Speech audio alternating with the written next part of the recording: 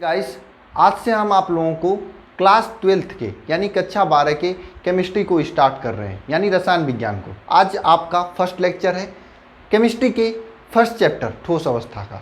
Guys, मैं सभी को बता दूं, कल के लेक्चर में मैंने आपको पूरा तरीके से बता दिया था कि मैं 12th के केमिस्ट्री को कैसे कंप्लीट करने वाला हूँ और किस प्रकार से आपकी क्लासेज होंगी, और आपका जो सपना है 90+% उसे दिलाने के लिए मैं आपको किस तरह से बेंजीन बैच में, जो कि एप्लीकेशन पर है, वो भी फ्री में है, आपका assignment test, practice paper, DPP daily practice paper और मॉक टेस्ट वगैरह कराने वाला हूँ। ये सभी चीज़ें मैं कल के लेक्चर में डिटेल में बता दिया था। जो लोग नए हैं आज के लेक्चर में, आप सभी लोग अगर बेंजीन बैच ज्वाइन करना चाहते हैं तो आसान है, नीचे डिस्क्रिप्शन में लिंक मिल जाएगा बेंजीन बैच में कैसे ज्वाइन करें, वहाँ से देख लेना, या फिर नीचे कमेंट बॉक्स में आपको लिंक मिल जाएगा बेंजीन बैच में कैसे ज्वाइन करें, वहाँ से देख लेना। जैसे जैसे बताया जाएगा वैसे वैसे कर लेना। अल्फा इंस्टीट्यूट के एप्लीकेशन पर जाकर वहाँ पर आप बेंजीन बैच में ज्वाइन हो जाएंगे और PDF वगैरह सभी चीज़ें आपको बेंजीन बैच में मिल जाएंगी। तो गाइस, चलिए आज का ये क्लास स्टार्ट करते हैं। हाँ, अगर कोई प्रॉब्लम हो ज्वाइन करने में तो ये व्हाट्सएप नंबर है और टेलीग्राम नंबर है, इस पर आप लोग मैसेज कर देना, लिख देना सर मैं बेंजीन बैच में ज्वाइन होना चाहते हैं, तो आपको 1-2 दिन में रिप्लाई मिल जाएगा कैसे आपको ज्वाइन होना है, सब कुछ गाइडेंस कर दिया जाएगा। ठीक है, तो चलिए क्लास को स्टार्ट करते हैं। ठीक है, और सभी लोग ज्वाइन हो जाइए बेंजीन बैच में अगर पूरी तरीके से तैयारी करना है तो। और साथ में वे सभी स्टूडेंट जो डेली की डेली क्लास में प्रेजेंट हो रहे हैं, जिन्होंने संकल्प ले लिया है साथ पढ़ने का और 90% लाने का, वे सभी लोग डेली क्लास में प्रेजेंट सर लिखा करें, अपना डेली का काम किया करें। और जो आप अगर यहाँ पे प्रेजेंट सर लिखेंगे तो बेंजीन बैच में जब मैं अटेंडेंस लगाऊँ तो वहाँ पे आपका प्रेजेंट कर दूंगा। ठीक है, यहाँ से ही मैं अटेंडेंस देखकर वहाँ पे लगाता हूँ। तो सभी लोग डेली के डेली क्लास में प्रेजेंट सर लिखें जो डेली क्लास लेने के लिए संकल्प लिए हैं। ठीक है, तो चलिए आज का क्लास स्टार्ट करते हैं। आज के इस क्लास में मैं आपका जो रसायन विज्ञान है, आपका रसायन विज्ञान जो 12th का रसायन विज्ञान है, इसका चैप्टर नंबर 1 क्या है? चैप्टर नंबर 1 ठोस अवस्था,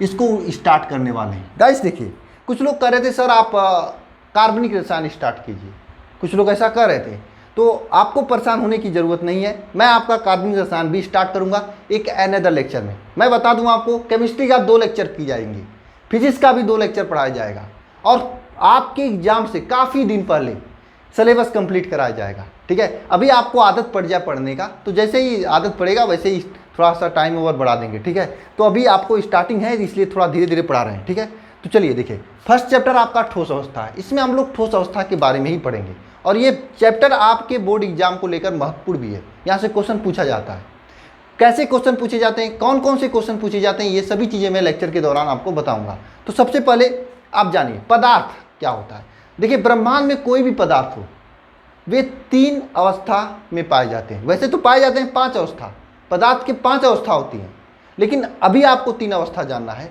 तो ब्रह्मांड में कोई भी पदार्थ है, कोई भी पदार्थ है, ये 3 अवस्था इसके पाए जाते हैं। क्या क्या? 3 अवस्था पाए जाते हैं इसके। ठीक है, एक तो होता है ठोस, जिसके बारे में आपको पढ़ना है, दूसरा होता है द्रव, तीसरा होता है गैस। यहाँ तक कोई प्रॉब्लम नहीं होगा, ये तो कक्षा 6वीं के सिलेबस में आता है कि पदार्थ के 3 अवस्था कौन कौन से होते हैं, ठोस, द्रव, गैस। इसके 2 अवस्था और होते हैं, लेकिन उसको आपको अभी पढ़ना नहीं है। अभी आपको 3 अवस्था पढ़ना है। क्या? ठोस, द्रव और गैस, ये चीज़ें हैं जिसमें से आपको ठोस पर विस्तृत अध्ययन करना है, द्रव और गैस पर तो नहीं करना अभी आपको। इस चैप्टर का नाम ही है ठोस अवस्था, तो ठोस पर ज़्यादा अध्ययन किया जाएगा। देखिए, ये चैप्टर बहुत ही आसान है, बस आपको ध्यानपूर्वक पढ़ना चाहिए। ठीक है, देखिए ठोस क्या होता है। ठोस आपको मालूम, जैसे ये मार्कर है, इस मार्कर की विशेषता क्या है?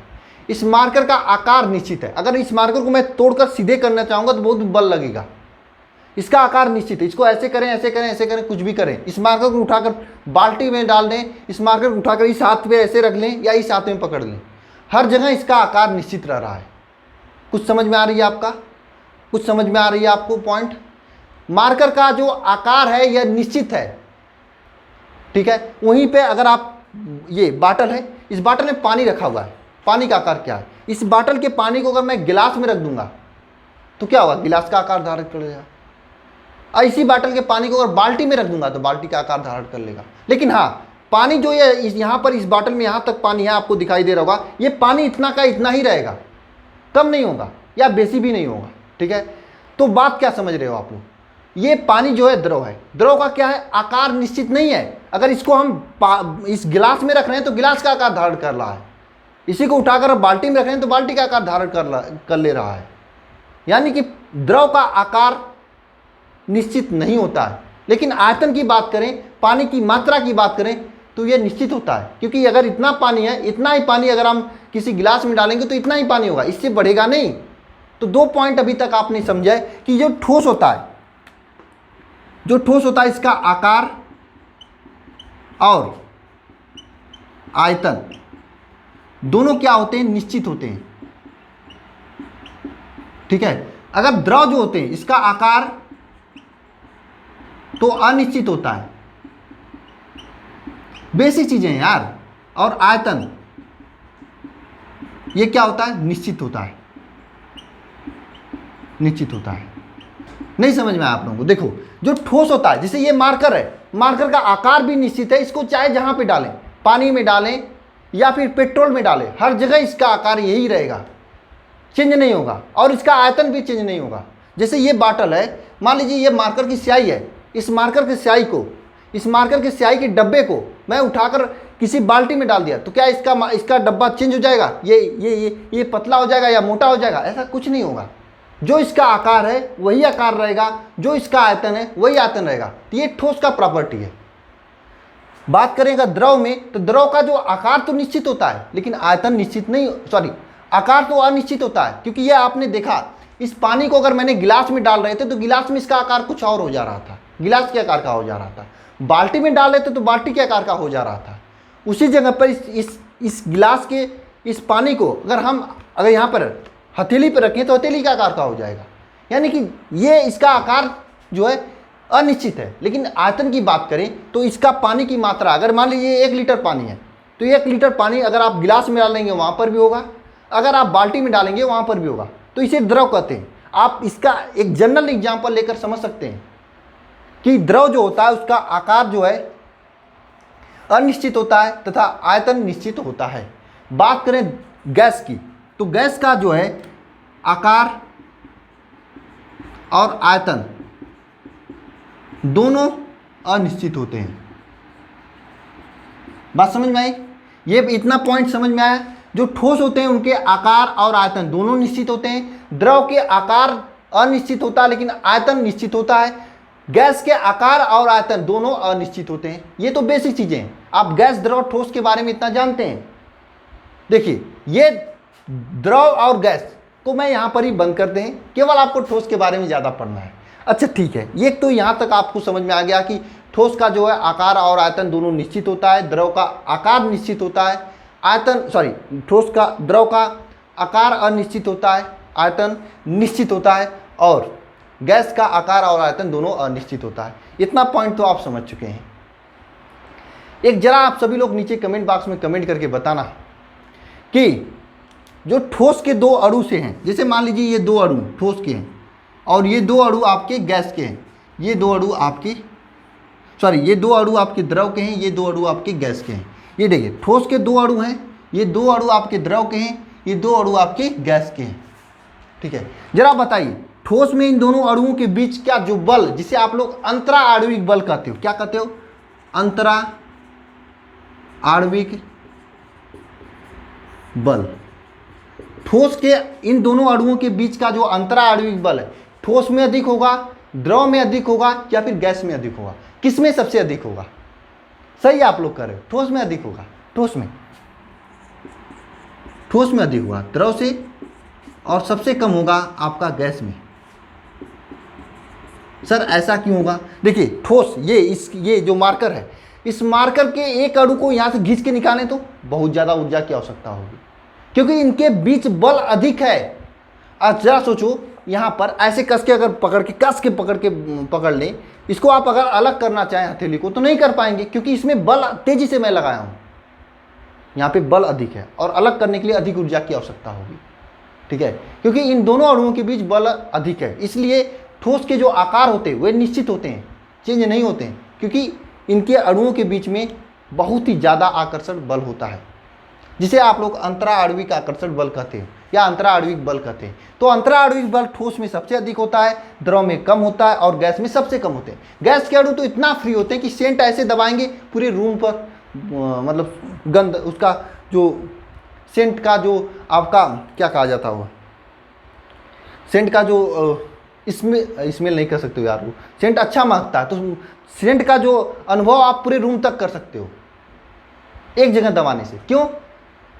क्योंकि जो सेंट होता है वहाँ से जो उसके अणु होते हैं वे उसमें बल बहुत कम होते हैं, पूरे रूम तक फैल जाते हैं। बात समझ में आई? तो अंतराणविक बल सबसे अधिक ठोस में होता है, उसके कम द्रव में होता है, सबसे कम गैस में होता है। पॉइंट समझ में आ रही है सभी को? अंतराणविक बल दो अणुओं के बीच बल समझ में आ रही है? आ रही? नीचे कमेंट करके बताओ। ठीक है, अगर आ रही है तो ये सभी चीज़ें हो चुकी हैं। इसके बाद मैं ठोस का डिफिनीशन लिखूंगा, ठोस कितने प्रकार का होगा यह मैं आपको बताऊंगा। ठीक है, इसे आप लोग नोट कर लीजिए। नोट कर लिए सभी लोग? चलिए नोट कर लिए ना सभी लोग? मैं पीडीएफ में ये सभी चीज़ें लिखा हुआ हूँ। पीडीएफ आप लोग डाउनलोड कर लीजिएगा। कहाँ से डाउनलोड करेंगे सर बताइए जरा? देखिए पीडीएफ तो आपको बेंजीन बैच में मिल ही जाएगा, सभी को पीडीएफ बेंजीन बैच में मिल जाएगा। ठीक है, उसके अलावा मैं पीडीएफ आप सभी लोगों को व्हाट्सएप ग्रुप में भी दे रहा हूँ, व्हाट्सएप ग्रुप में भी दे रहा हूँ, टेलीग्राम ग्रुप में भी दे रहा हूँ पीडीएफ। ठीक है, परेशान होने की ज़रूरत नहीं है आपको। ठीक है, दोनों जगह मैं पीडीएफ दे रहा हूँ, व्हाट्सएप ग्रुप और टेलीग्राम ग्रुप, दोनों का लिंक नीचे डिस्क्रिप्शन में जाके देख लेना। ठीक है, जैसे आज की क्लास हो रही थी, आज का पीडीएफ मैं दोपहर के बाद शाम है तो कल तक मैं पीडीएफ अपलोड करूँगा। मतलब 5 से 10 घंटे का समय लगता है पीडीएफ अपलोड करने में, कम भी लग सकता है, ज़्यादा भी लग सकता है। ठीक है, लेकिन पीडीएफ मैं डेली क्लास का अपलोड करता हूँ। मुझे मालूम है पीडीएफ से पढ़ने में आपको हेल्प मिलेगी, क्लास में ही पढ़ोगे प्लस पीडीएफ को देखोगे तो चीज़ें आपको याद होंगी। ठीक है, मुझे मालूम है। ठीक है, तो ठोस अवस्था हेडिंग डाल लीजिएगा आप सभी लोग। ठोस अवस्था क्या होता है? ठोस अवस्था, ठोस अवस्था देखिए पदार्थ का वह अवस्था जिसमें अणुओं के मध्य प्रबल आकर्षण बल हो तथा उसका आकार तथा आयतन निश्चित हो। ठीक है, पदार्थ का वह अवस्था जिनके अणुओं के मध्य प्रबल आकर्षण बल हो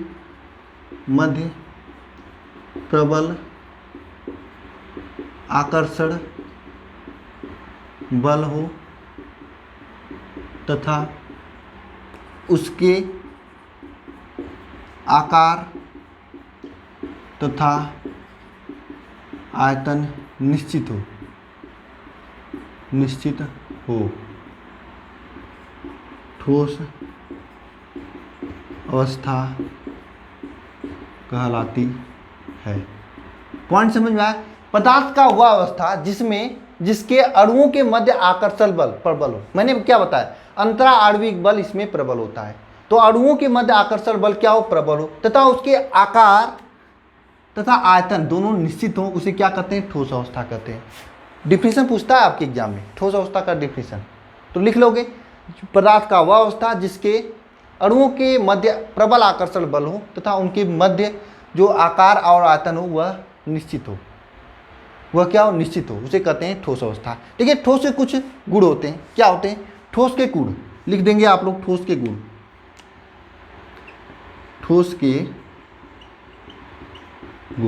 ठोस के कौन कौन से गुण हैं? सबसे पहला गुण तो यही है आपका, इसका आकार तथा आयतन निश्चित होता है। इसका आकार तथा आयतन निश्चित होता है, पहला गुण हो गया। ठीक है, दूसरा गुण क्या? देखिए ठोस का पहला गुण है इसका आकार तथा आयतन निश्चित होता है। दूसरा गुण क्या? इनके अवयवी कणों के मध्य अंतराणविक आकर्षण बल अधिक होता है। लिख सकते हैं यहाँ पर अवयवी कणों के मध्य प्रबल, मैं प्रबल शब्द यूज कर रहा हूँ, मतलब प्रबल का मतलब अधिक होता है, अधिक अंतराणविक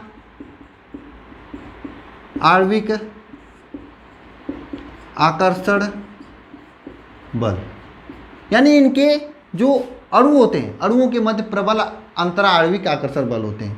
तीसरा पॉइंट क्या है? इनके अणुओं के मध्य प्रबल अंतराणविक आकर्षण बल होते हैं।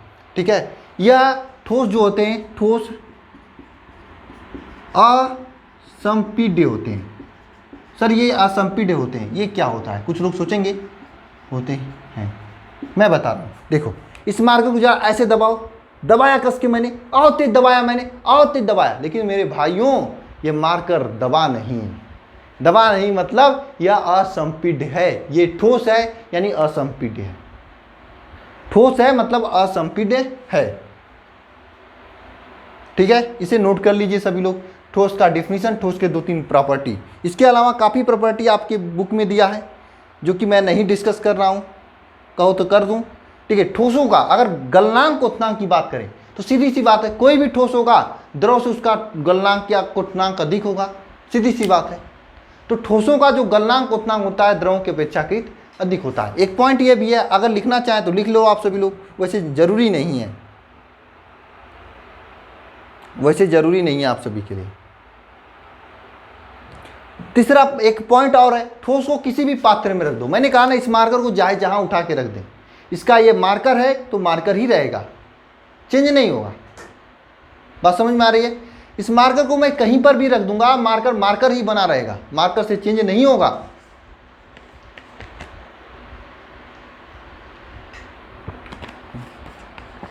क्योंकि यह मार्कर ठोस है। क्या है? ठोस है। तो ठोस का जो है आकार निश्चित होता है, कहीं पर भी रख दें। तो ये 2-3 प्रॉपर्टी हैं जो कि एग्जाम में ज़्यादा पूछती नहीं है। वैसे आपको ठोस क्या होता है ये समझ में आ गया होगा। ठोस तो आप लोग देख ही रहे हो, इसे ज़्यादा बताने की ज़रूरत नहीं है। बताने की क्या ज़रूरत है इसके आगे। ठीक है, चलिए इसे लिख लिया आप सभी लोग, इसे हम रब करते हैं।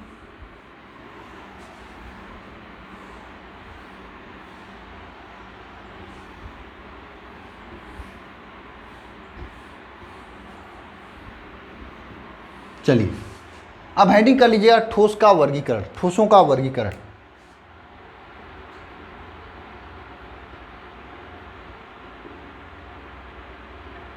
ठोसों का वर्गीकरण क्या होता है? ठोसों का वर्गीकरण, ठीक है, ठोस को उनके अवयवी कणों की व्यवस्था के आधार पर, ठोसों के अवयवी कणों के व्यवस्था के आधार पर 2 भाग में बांटा जाता है। ठोस के उनके अवयवी कणों की व्यवस्था के आधार पर, कैसे? उनके अवयवी कणों की व्यवस्था के आधार पर 2 भागों में बांटा जाता है। कौन कौन से 2 भाग हैं? पहला भाग है आपका क्रिस्टलीय ठोस, दूसरा भाग है आपका अक्रिस्टलीय ठोस। तो ठोस को उनके अवयवी कणों के आधार पर 2 भागों में बांटा जाता है। पहला है क्रिस्टलीय ठोस, दूसरा है अक्रिस्टलीय ठोस। बात समझ में आ रही है? 2 भागों में बांटा जाता है, क्रिस्टलीय ठोस तथा अक्रिस्टलीय ठोस। कैसे? उनके अवयवी कणों के आधार पर। कैसे? देखिए मैं यहाँ पर आपको दोनों का एक ही साथ बता रहा हूँ। देखिए मैंने क्या किया, एक यहाँ पर कण लिया, दूसरा कण यहाँ पे रख लिया, मैंने दूसरा कण यहाँ पे रखा।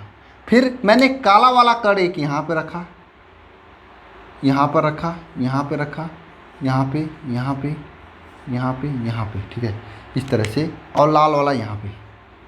बात को समझना, डिफिनीशन आपको रटना नहीं होगा, ठीक है, डिफिनीशन आपको रटना नहीं होगा, नहीं रटना होगा यार, मैं बता रहा हूँ, रटना ही नहीं होगा, बस आप देखते जाओ मैं क्या कर रहा हूँ, देखते जाओ सभी लोग, देखते जाओ, देखोगे तो देखोगे, ठीक है। ये हैं आपके क्रिस्टलीय ठोस के कण।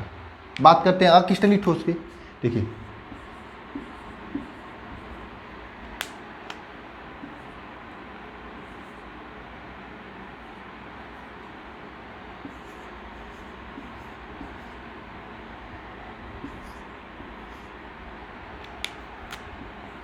बात समझिएगा, अभी सब कुछ समझ में आएगा, बस थोड़ा सा धैर्य बनाइए, मैं जो बना रहा हूँ उसको समझ लीजिए। देखिए और थोड़ा सा बना लें।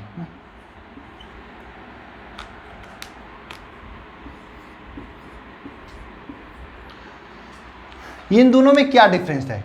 देखिए यहाँ पर आपको क्या डिफरेंस दिखाई दे रहा है? कुछ समझ में आ रहा है डिफरेंस?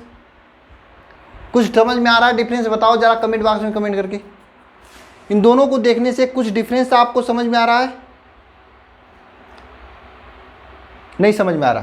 क्या समझ में आ रहा है आपको डिफिनेशन? इसमें क्या है, एक काला है, काला के बाद लाल है, फिर काला है, लाल है, काला है, लाल है, काला है, लाल है, काला है, लाल है, काला है, लाल है। मतलब कि दोनों एक कंडीशन में है, मतलब सिंपल एक पैटर्न को फॉलो कर रहे हैं, एक निश्चित क्रम में है। लेकिन यहाँ पर पता नहीं कौन सा काला कौन सा लाल, कहीं पर काला आ जा रहा है, कहीं पे लाल आ जा रहा है, कोई भी निश्चित क्रम नहीं है। तो बस यही डिफरेंस है। देखिए क्रिस्टलीय ठोस में जो ठोस के कण होते हैं एक निश्चित क्रम में होते हैं, जबकि अक्रिस्टलीय ठोस में ठोस के कण जो है अनिश्चित क्रम में होते हैं, उसका कोई भी पैटर्न नहीं होता, कोई भी क्रम नहीं होता है। आइए डिफिनेशन को लिख लेते हैं। क्रिस्टलीय ठोस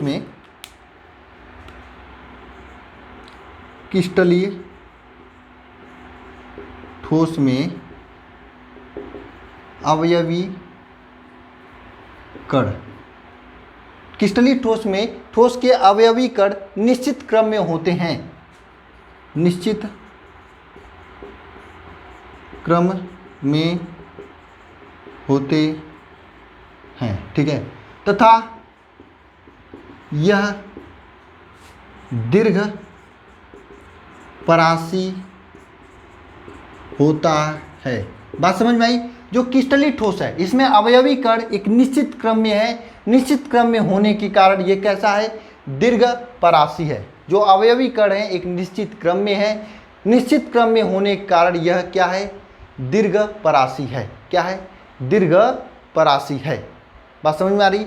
एक अवयवी कण एक निश्चित क्रम में है, निश्चित क्रम में होने का दीर्घ परासी है। दीर्घ परासी का मतलब क्या है, और कोई भी चीज़ है भाई साहब, अगर उसको एक पे एक एक पे एक एक पे एक रख के रखोगे, जैसे साइंस का है, अगर सही तरीके से क्रमबद्ध रखोगे, पैटर्न से रखोगे, तो चीज़ें आपको हमेशा याद हो जाएंगी और वह कभी नहीं भूलेंगी। सिमिलरली यहाँ पर अगर कण को ऐसे पैटर्न से रखें तो पैटर्न से रखने की वजह से यह लंबा रख देते हैं, दीर्घ रख देते हैं, तब पर भी यह टूटता नहीं, दीर्घ परासी होता है। बात करें अक्रिस्टलीय ठोस की, तो अक्रिस्टलीय ठोस क्या है, ऐसे ठोस जिसमें अवयवी कण एक निश्चित क्रम में न हो। यहाँ पर मैं डिफिनेशन लिखता हूँ, ऐसे ठोस जिसमें अवयवी कण एक निश्चित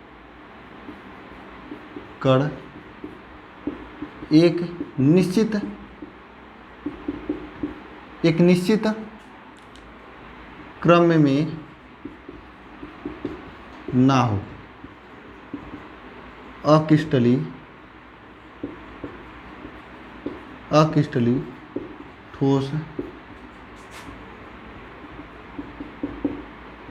कहलाता है। बात समझ में आई? ऐसे ठोस जिसमें अवयवी कण एक निश्चित क्रम में ना हो अक्रिस्टलीय ठोस कहलाता है। यह क्या होते हैं, यह लघु परासी होते हैं। यह जो है अक्रिस्टलीय ठोस लघु परासी होते हैं। क्रिस्टलीय ठोस दीर्घ परासी होते हैं, क्योंकि यहाँ पर एक निश्चित क्रम में रखा गया है, जिससे वह एक दूसरे के क्रम के ऊपर होंगे, तो इसलिए दीर्घ परासी होंगे। जबकि अक्रिस्टलीय ठोस लघु परासी होते हैं, क्योंकि ये निश्चित क्रम में नहीं रखा गया, कहीं पर भी टूट सकता है। बात समझ में आ रही है? ये कहीं पर भी टूट सकता है, इसलिए यह अक्रिस्टलीय ठोस क्या होते हैं, लघु परासी होते हैं। ठीक है, देखिए अब इस अक्रिस्टलीय ठोस को आभासी ठोस भी कहते हो, आभासी ठोस भी कहा जाता है, या फिर छद्म ठोस भी कहा जाता है। इसे आभासी ठोस भी कहा जाता है, छद्म ठोस भी कहा जाता है, किसे, अक्रिस्टलीय ठोस को। ठीक है, अब इसका एग्जाम्पल जैसे कांच है, रबड़ है, प्लास्टिक है और बहुलक है। इसका एग्जाम्पल जो है कांच है, रबड़ है। अब इसके एग्जाम्पल से क्वेश्चन बनते हैं, प्लास्टिक है और बहुलक है, प्लास्टिक है और बहुलक है। इसका एग्जाम्पल, बहुलक का मतलब जैसे पॉलीथीन, पॉलीएस्टरीन, जहाँ पर भी पाली शब्द लग जाएगा, क्या, पाली शब्द समझ लो, वह आपका ट्रिक बन जाता है क्रिस्टलीय ठोस का, अक्रिस्टलीय ठोस का। जहाँ पर भी आपका पाली शब्द लगेगा वहाँ पर आप अक्रिस्टलीय ठोस बिना सोचे समझे लगा देना। जहाँ पर भी रबड़ की बात कहेगा वहाँ पर भी आप अक्रिस्टलीय ठोस बिना सोचे समझे लगा देना।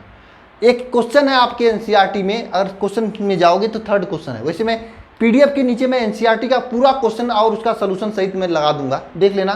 क्वेश्चन भी है, सोल्यूशन भी है, आपको समझ में आ जाएगा। लेक्चर में होंगे तो आ जाएगा समझ में, ठीक है। तो ये क्रिस्टलीय ठोस के एग्जाम्पल हो गए। अगर क्रिस्टलीय ठोस का एग्जाम्पल की बात करें तो यह आप कर सकते हो NaCl, Na2SO4, ये डाटा, ये सभी अक्रिस्टलीय ठोस के एग्जाम्पल हैं, ठीक है। जितना भी ये यौगिक वगैरह है ये अक्रिस्टलीय ठोस के एग्जाम्पल है। तो आज के इस लेक्चर में हमने क्या क्या पढ़ा? सबसे पहले ठोस क्या होता है ये पढ़ा। ठोस क्या होने के बाद ठोस का हमने वर्गीकरण किया। वर्गीकरण में क्रिस्टलीय तथा अक्रिस्टलीय ठोस के बारे में पढ़ा। मैं उम्मीद करता हूँ सभी चीज़ें आपको समझ में आई होंगी। अगर आई हैं तो ज़रूर नीचे कमेंट बॉक्स में कमेंट करिएगा। कुछ प्रॉब्लम्स हैं तो आप कमेंट कर दीजिएगा। हाँ, बेंजीन बैच में ज्वाइन होना है तो नीचे डिस्क्रिप्शन में लिंक मिल जाएगा। कमेंट बॉक्स में भी मैं लिंक कर दूंगा, मतलब कमेंट कर दूंगा, लिंक पिन कर दूंगा, तो आप वहाँ से बेंजीन बैच में ज्वाइन हो जाना, ठीक है। वीडियो होगा उसमें मैं बताऊँ कैसे ज्वाइन होना है। फ्री में ज्वाइन हो जाना यार, वहाँ पर आपको टेस्ट वगैरह दोगे तो अच्छी तैयारी होगी, ठीक है। तो मिलते हैं नेक्स्ट लेक्चर में, जहाँ पर मैं क्रिस्टलीय तथा अक्रिस्टलीय ठोस में अंतर बताऊँगा, जो कि इंपॉर्टेंट है आपके बोर्ड एग्जाम को लेकर। तो उसके बाद आगे बढ़ेंगे, ठीक है। तो मिलते हैं नेक्स्ट लेक्चर में। सभी को धन्यवाद।